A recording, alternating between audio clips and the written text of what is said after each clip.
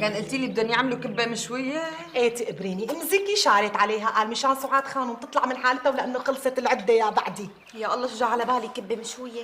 تقبري عيوني بكره بساوي لك اياها. بس من تحت ايدين مرت عمي اطيب. يو شو هالحكي وليه؟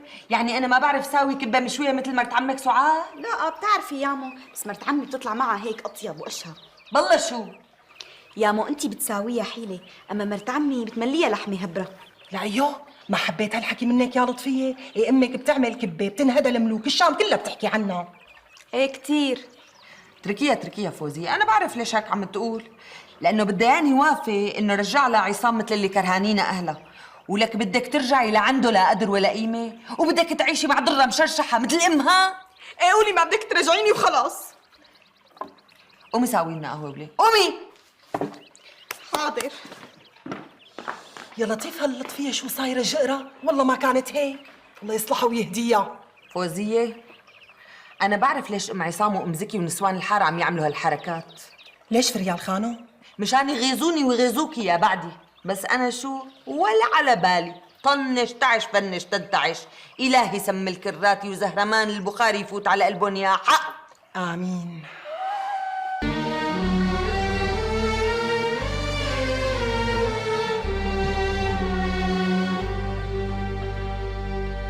يوهو علينا، ولي على قامة الهم والغم والنكد.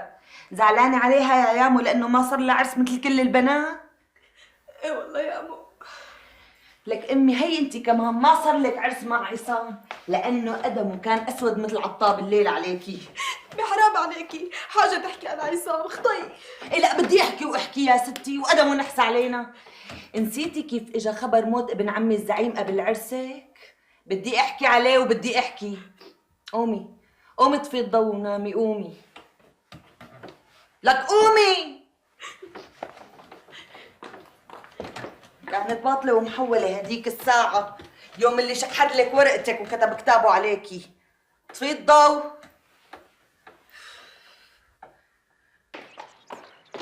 يلا فريال استلمي بنتك. وين ام زكي؟ عندي مشوار برجع لعندك. طيب ما بدي افهم شو صار. لك يا اختي سالي بنتك، هي بتقول لك خاطرك. مع السلامه خالي ام زكي. يبعت لك حمى يا ام زكي، شو بتنطفي لي قلبي ولك لا احكي لك كلمه.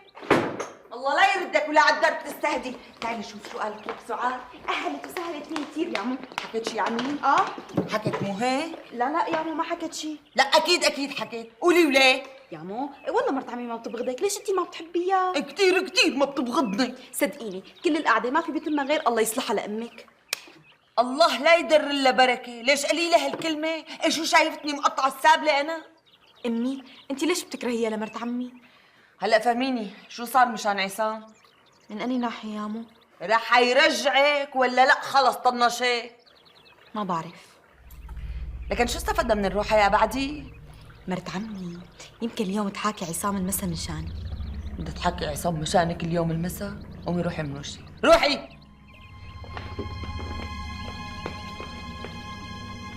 بدك يبعت لك حمى يا ام زكي على فصولك الناقصه، ويبعت لك داء السل والعل لانه ما قلتي لي شو صار بينك وبين سعاد.